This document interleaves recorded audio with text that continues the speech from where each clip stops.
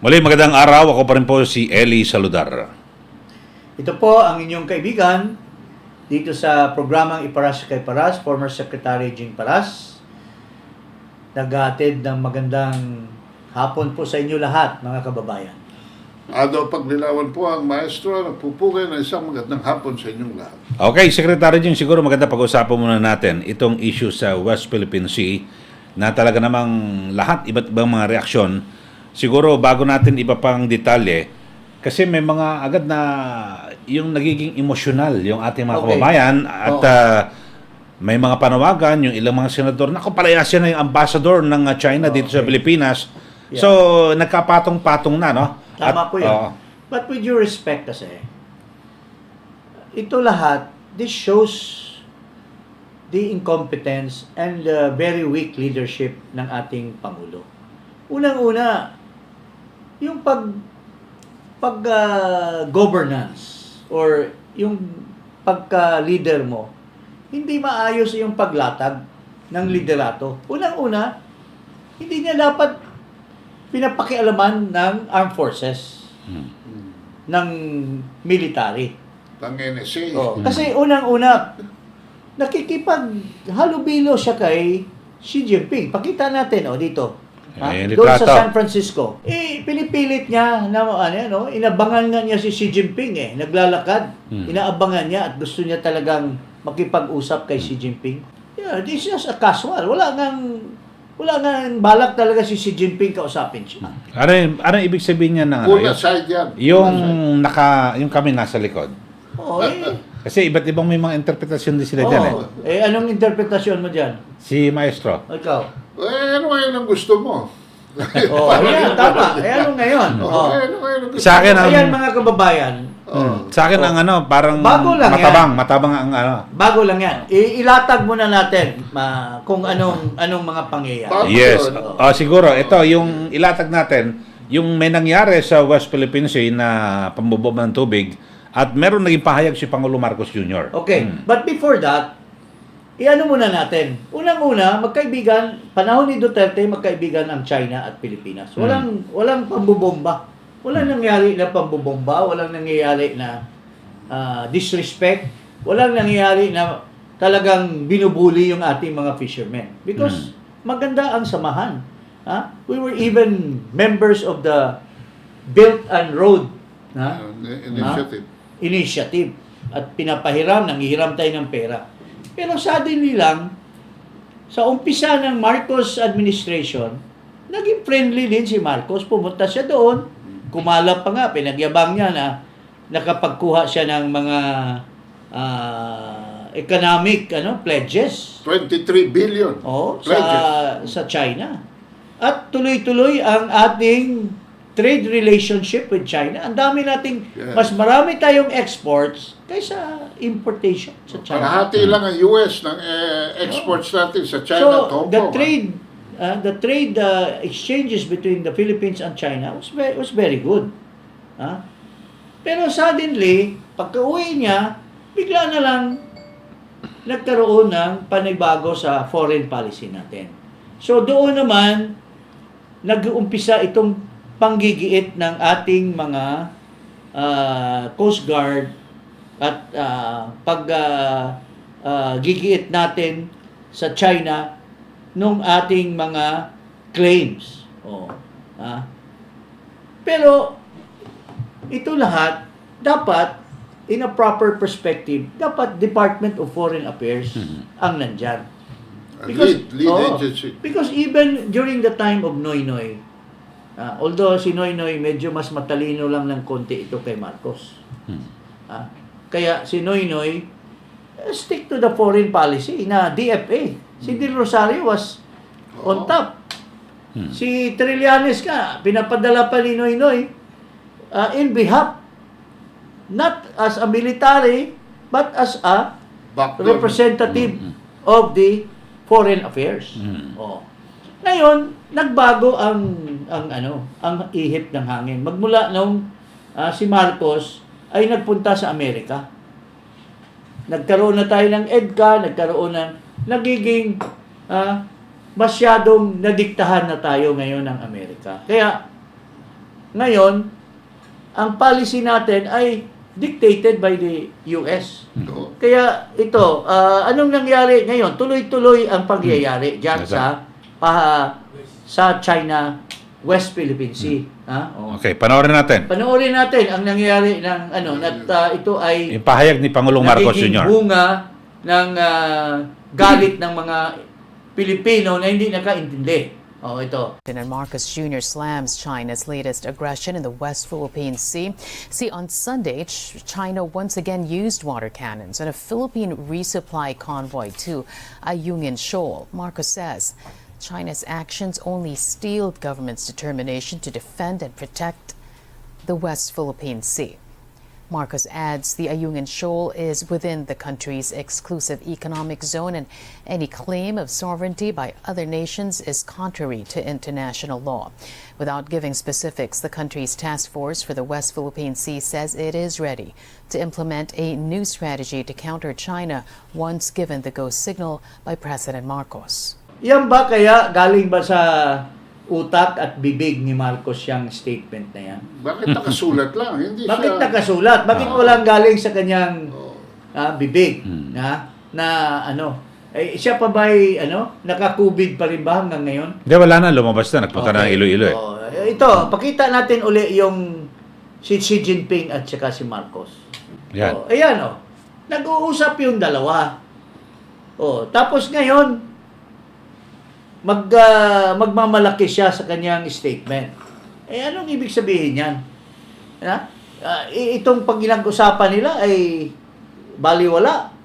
Ayan lang, parang photo-ops lang ba yan?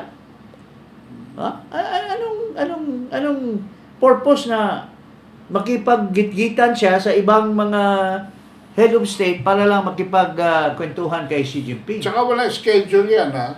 Dahil hinarang niya, pinagbigyan naman siya na upo lang sila rin sa mga silya na yun. Sa likuran. Yan mga kaibigan, hindi natin maintindihan, parang confused yung foreign policy natin. First and foremost, unang-una, ang nakikialam ngayon sa foreign policy is the Armed Forces of the Philippines. And Coast Guard. And Coast Guard. Coast Guard, Navy. National Security At Council. nandyan yung tao ng Amerika, yung si Tariela, yung pinapaaral ng mga Amerikano. At saka parang ang foreign policy natin nanggagaling na ngayon sa US Naval Research kay Yung Raymond Powell. Yung Raymond Powell, yun ang nagdidikta ng senaryo. yun ang consultant ni Marcos na nagdidictate sa kanya. At ang tao noon, si Tariela, si Jay Tariela. So, yun po ang pangyayari. Now, wala tayong nakikita na aksyon galing kay Ricky Manalo, yung Secretary of Foreign Affairs, which is supposed... So, kung nag-uusap si Xi Jinping at saka si Marcos doon sa APEC last month, dapat may follow-up na dapat. Kung gusto nilang mag-dialogue, kung inapag-usapan nila mag-dialogue, dapat nag-follow up na dapat ang DFA. Nagpadala na ng envoy. Dapat na-solve na itong problema tungkol dyan sa mga alitan dyan sa Pero what's happening? Mukhang hindi sinishare ni Marcos kay Anyo, sa kay Teodoro, sa kay Philippine Coast Guard, yung direction ng kanilang usapan. Kaya ngayon itong Armed Forces and Coast Guard, even Brunel nakikialam pa dito. Sumama pa daw yan doon sa convoy, sa resupply mission. How can we do that? Isang military, are you trying to militarize this issue? Alam mo, mga kababayan, isang bagay lang na mangyari diyan. Isang putok lang, mayroon lang magkaroon ng incident diyan. Like the Pearl Harbor. Ano ngayon? Kung girahin tayo ng China, do you really think, honestly, tayo mga Pilipino, kayong mga senador, kayong mga kibitzers dyan, na daldal ng daldal, do you really think that the United States will immediately act and titirahin nila yung China? Pero ang Estados Unidos dyan na nagbubuyo na yung BRP Sierra Madre gawing forward operating base ng Philippine Navy. Yun ang hindi papayagan ng China dyan because very clear na red line area ang Ayungin Shoal. Well, we cannot predict what China is going to do. Yes. But what we can expect is that China will protect itself. Alam mo, mga kababayan, this is a relationship between and among nations. Tayo, mayroon tayong sariling pagdepensa ng ating karapatan. Sila din, mayroon din silang sariling depensa ng kanilang karapatan. Base sa batas nila. Batay sa batas nila, base sa kanilang strength as a nation, tayo naman, ganun din tayo. In denial tayo ng conflict, yun ang problema. Pangalawa, tayo, nagdidepensa tayo sa UNCLOS at pinagmalaki natin yung panalo natin sa tribunal. But we don't see eye to eye with them. Sila naman, hindi sila sumali dyan. They don't believe in our, our argument.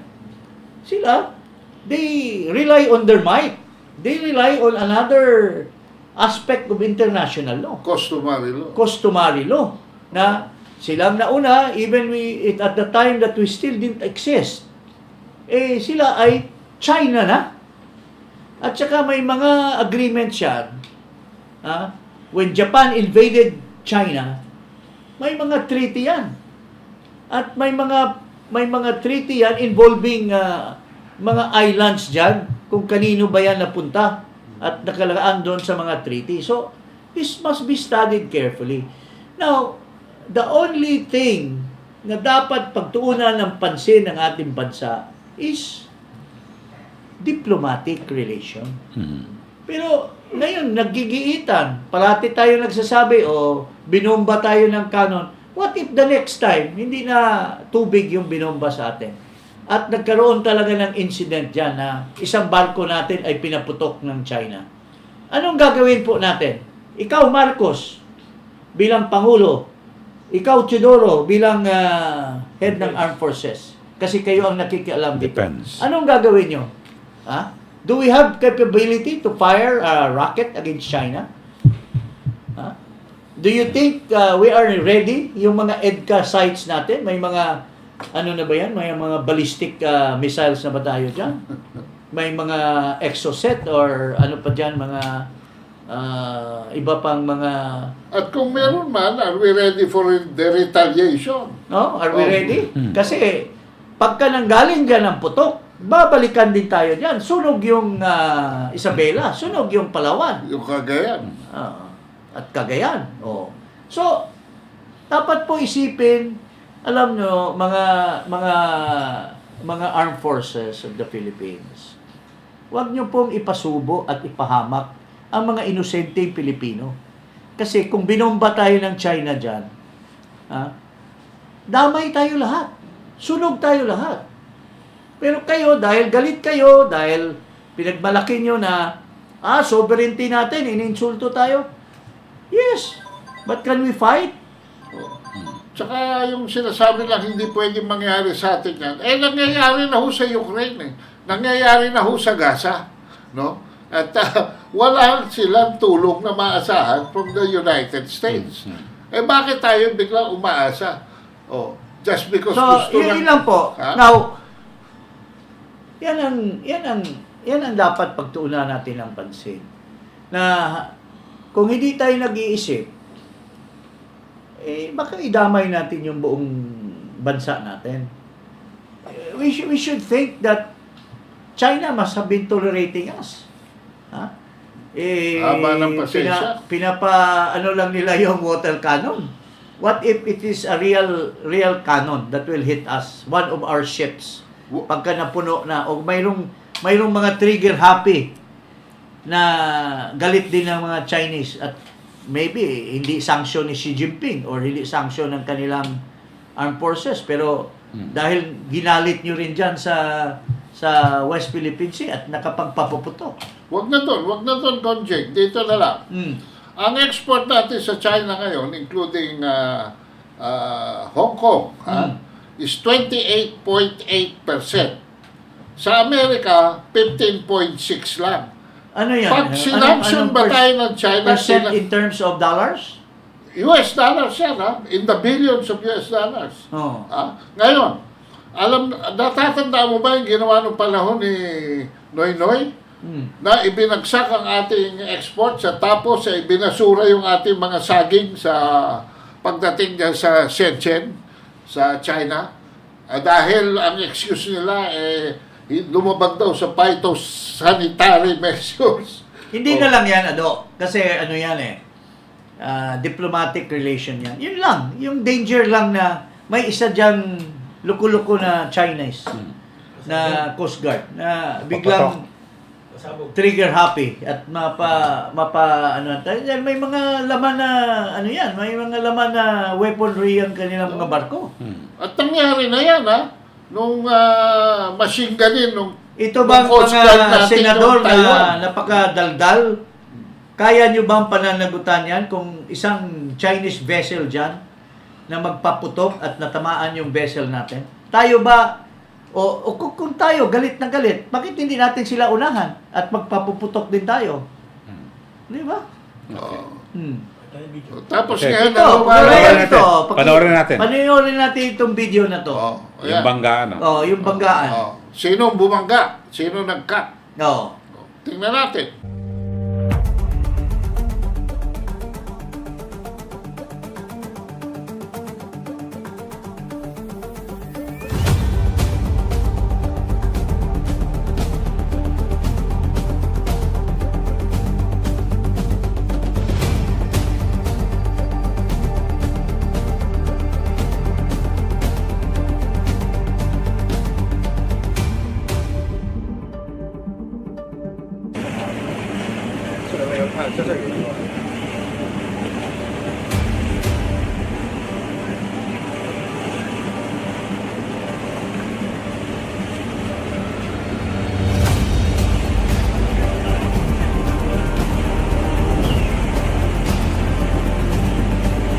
Sa international regulation against collision, yung call regs, dapat pag overtake ka, paparallel ka, at pagka safe na, saka ka lang pwedeng kakat. overtake. Ito talagang kinat.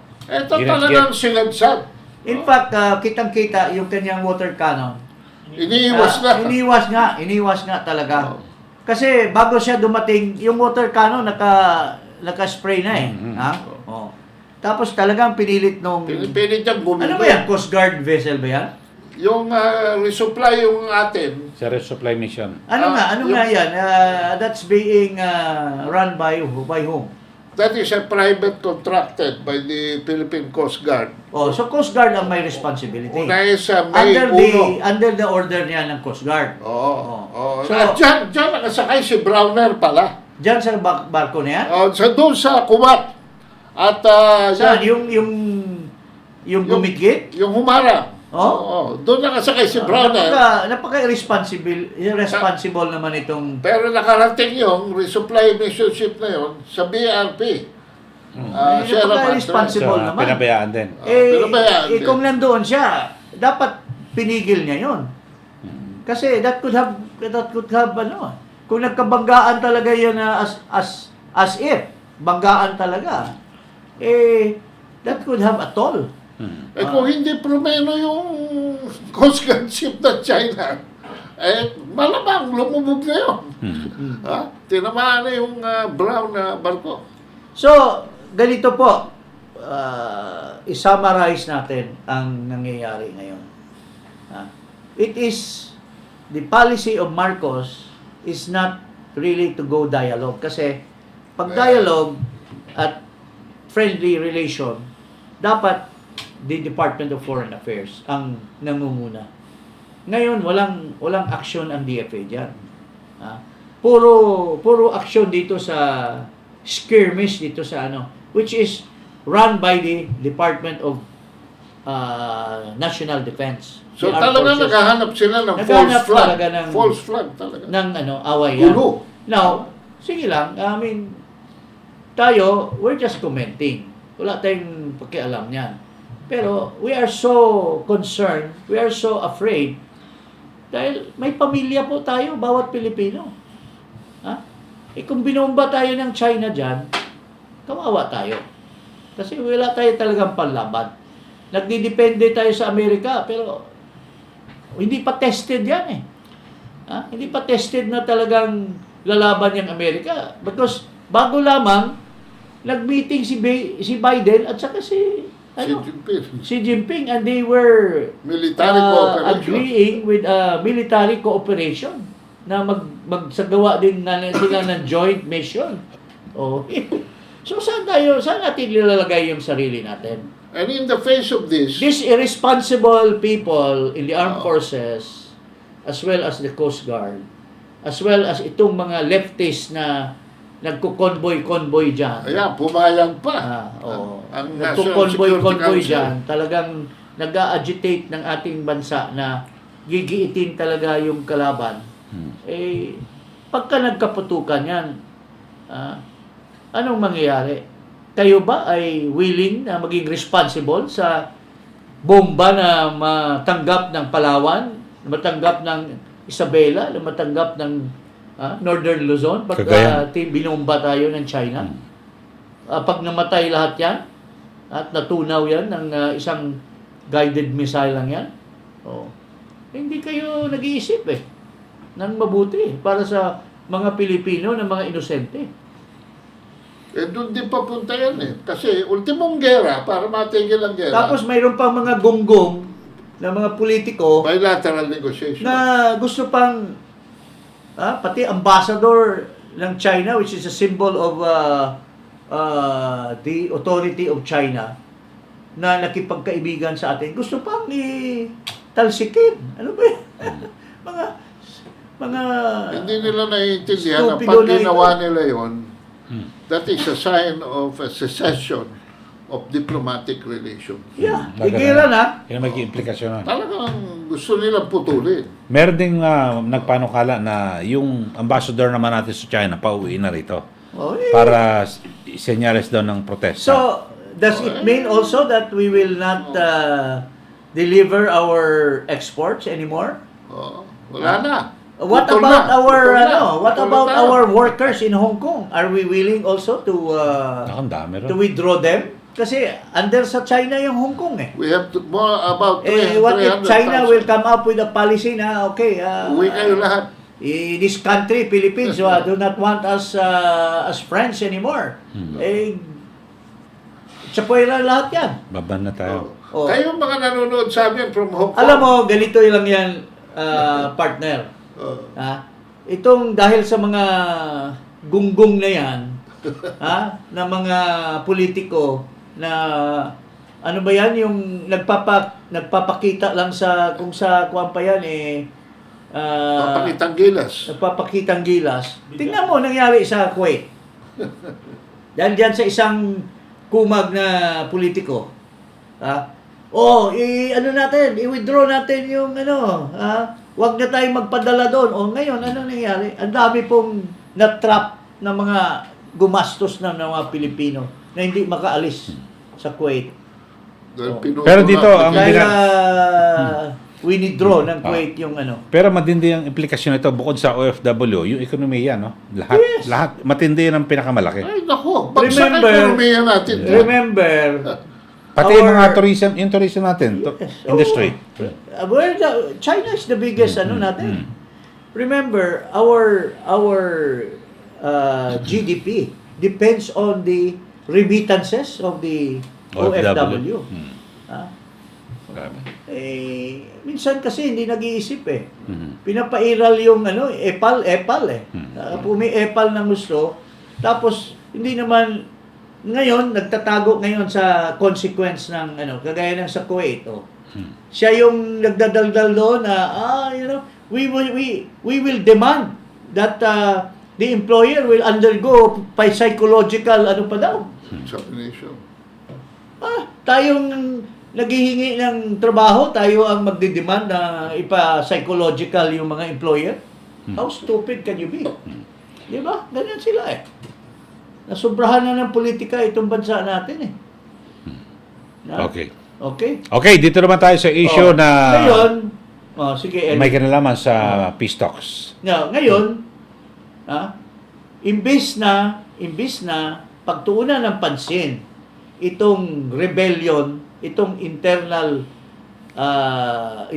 problem natin on security, pinagtutuunan ng pansin itong mga armed forces people, DND, ang external. Kaya na, nagkaroon ng bomba doon sa Marawi. Nagkaroon ng resumption ng peace talk. Okay. Ito si very astute politician. She could have been the president had she been ito rin, kasalanan rin niya eh. Ito si, minsan, nakakabagbag damdamin din ito si Vice President eh. Because she could have been the president, she could have brought this country to progress, pero playing coy, at siya ngayon ang binabakbakan. Tapos ngayon, siyang lumalaban. Kaya ngayon, sinasabi ni ginang Vice President, I don't agree with the peace talk. Ito po.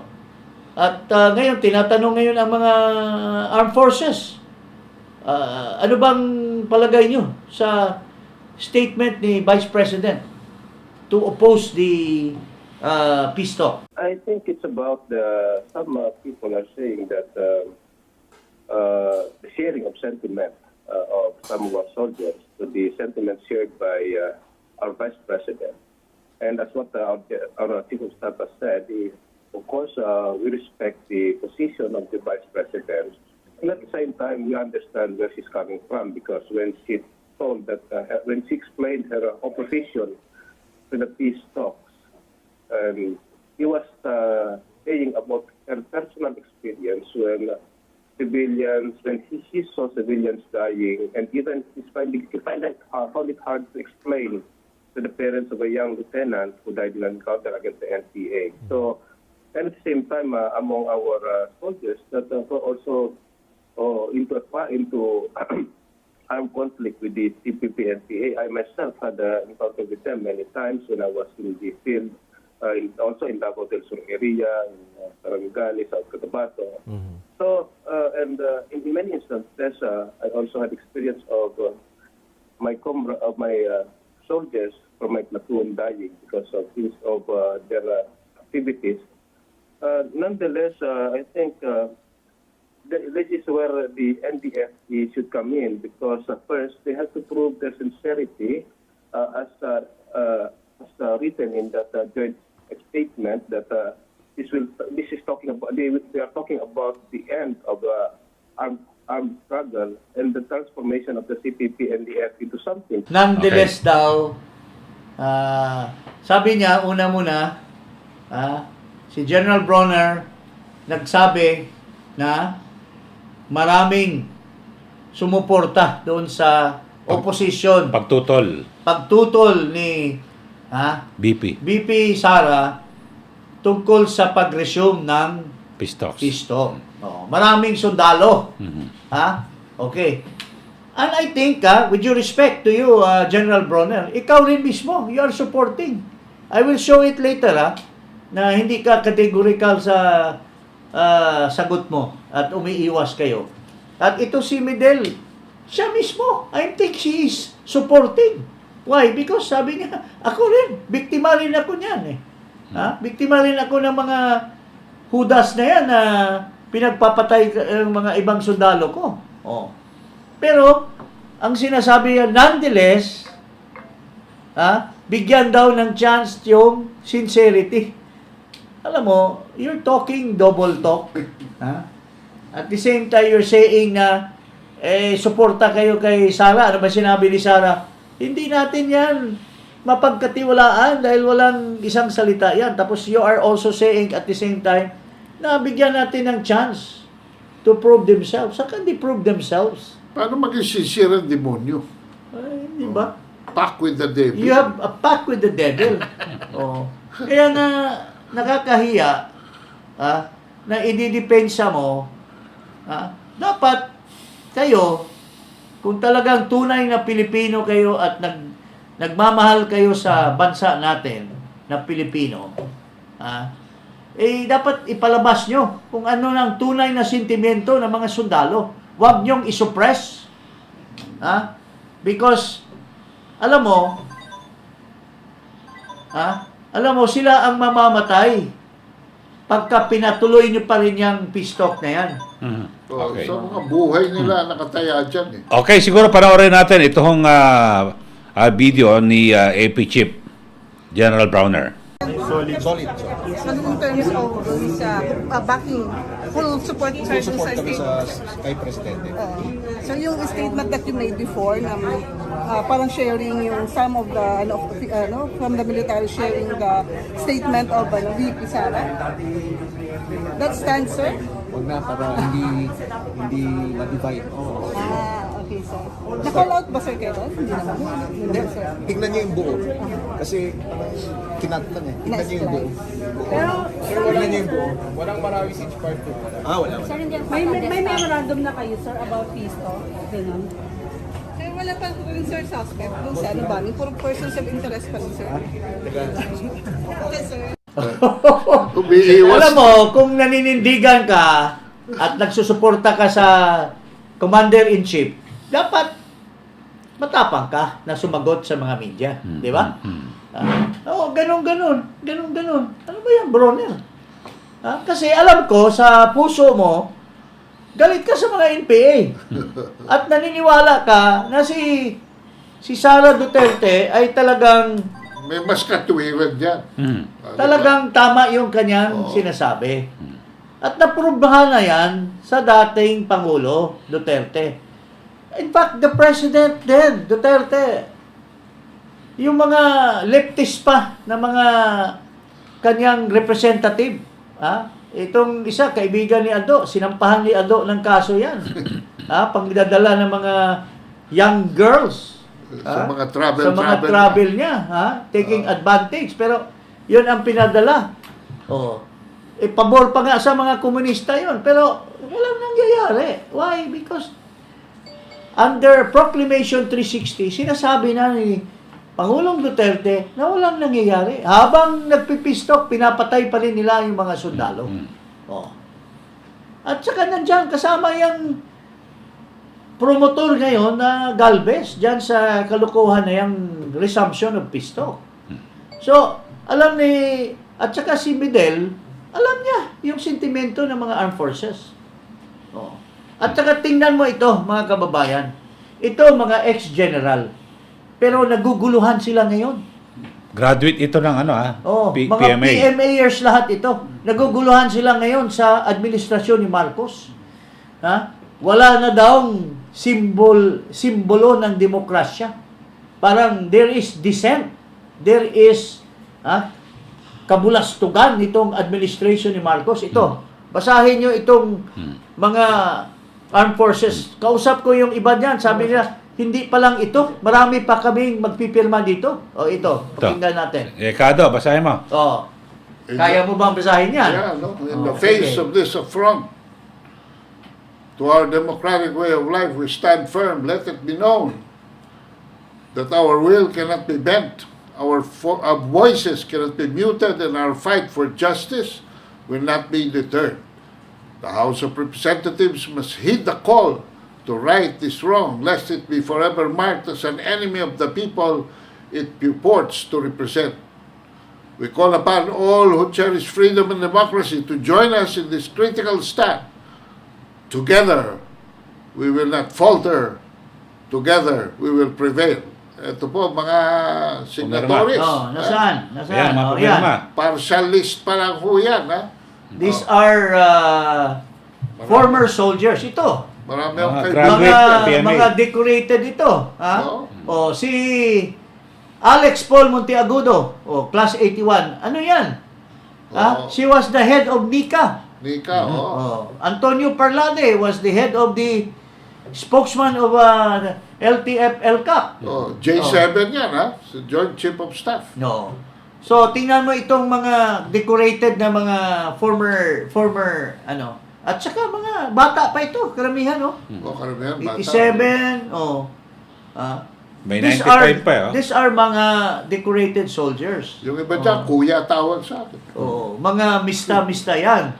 So, these are people who are now letting themselves be known na we don't like what's going on. Remember, ha? Uy, hindi madali magpirma sa ganyan, ha? Oo. So, ito, pinapakita nila yung sarili nila na disgustado sila sa nangyayari ngayon. And remember, we're not saying that they are asking for kudita. But they are warning that if push comes to shove, dadami sila. At saka sa sinasabi ni Bronner that there are those who are in favor of the opposition of Sara Duterte against Peacetalk, marami. Siya mismo. Siya mismo, tinatanong siya, divisive yan, kasi kung ikaw naniniwala sa amo mong commander-in-chief, I would have easily said na, yes, I am supporting the Peacetalk because that is the wisdom of my boss. But, tinatanong ka, you're very reluctant. Wag nyo akong isama dyan. Kasi, alam mo, Bronner, you cannot hide the truth. You cannot hide your heart is in favor of against Peacetalk. Yun ang totoo. And I, for one, know na kasama ka dyan sa mga pumirma niyan. Your left foot is on the sentiment of those people. Your left foot is on the right side. Oh, your left foot is on the right side of history. Uy, wala pa tayo dito sa pensyon, ha? Wala pa kang militar.